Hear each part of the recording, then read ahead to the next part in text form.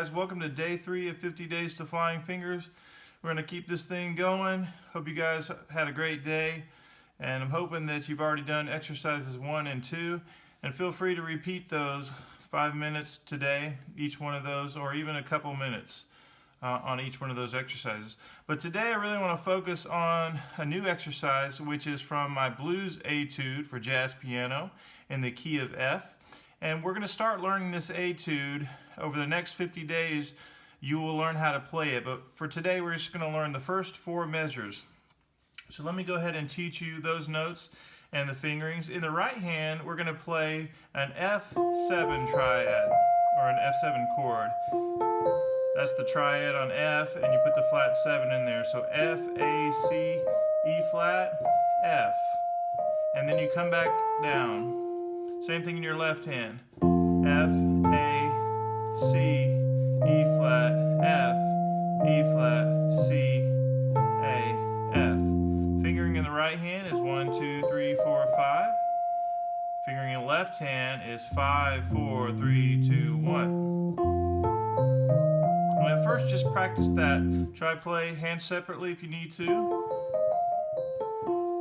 Same thing in the left hand. And then you want to put the hands together. Now this is a difficult exercise, okay? Don't expect to get it all today. Just take your time with it. We're going to play it at a really slow tempo. And again, if you have to play along with me hands separate, that's fine. Okay, so the next part is, now we're going to play a B flat 7 chord, which is the 4 chord in an F blues, but we're playing this in an inversion. We're playing in second inversion, so it's a B flat 7 chord, F, A flat, B flat, D, F, D, B flat, A flat, F. Do that again. Let me explain the theory behind this. Normally a B flat 7 chord would have the triad plus the flat 7 of a B flat major scale, which would be A flat. So what we're doing is we invert it once. Now we have a B flat in first inversion, and then we invert it again. We have a B flat 7 in second inversion. And notice that I'm playing that chord and then I'm putting the F on top. Okay, so let's put those two ideas together. That's the F7. Now we go to the 4 chord, which is B flat 7. Notice my fingering hasn't changed. Now I go back for the 3rd measure and I play the F7 again. Now here's where it gets tricky. I stop on the A, so I don't go all the way back down. And now I'm going to play a C minor 7. I go up to the E flat, and the C, and the B flat, and G, which is a C minor 7. And then I jump up and play the F7 again, coming down. And then it starts over again. So what we're doing, normally it would go to the B flat again, but we're going to loop the first 4 measures. B flat, F7. Now watch, stop on the A, and now I do the C minor 7. And now I do the F7 coming down. And then it starts over again.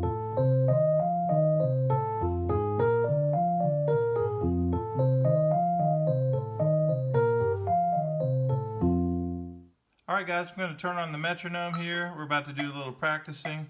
We're going to practice in a straight 8th style.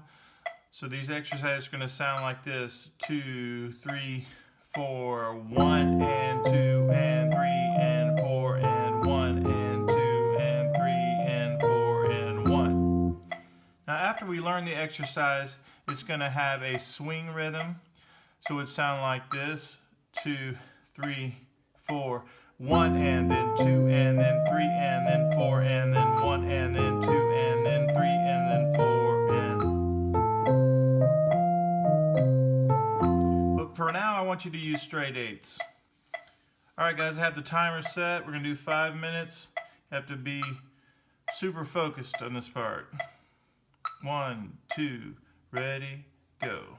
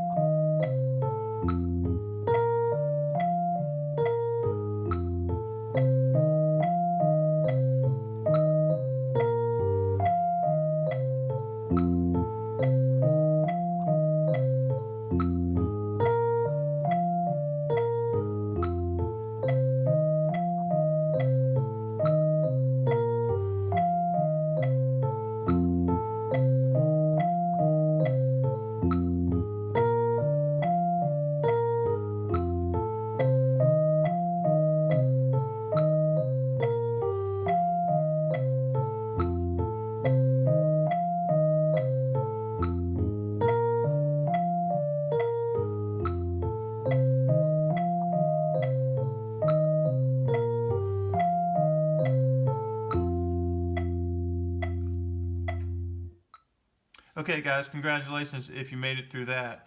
That is a tough exercise, and we're going to spend a lot of time on it.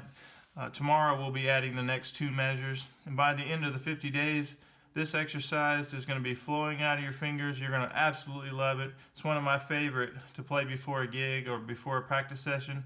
And after you practice this, rest a little while and then go and play some of your pieces, and you'll already see how much looser your fingers are.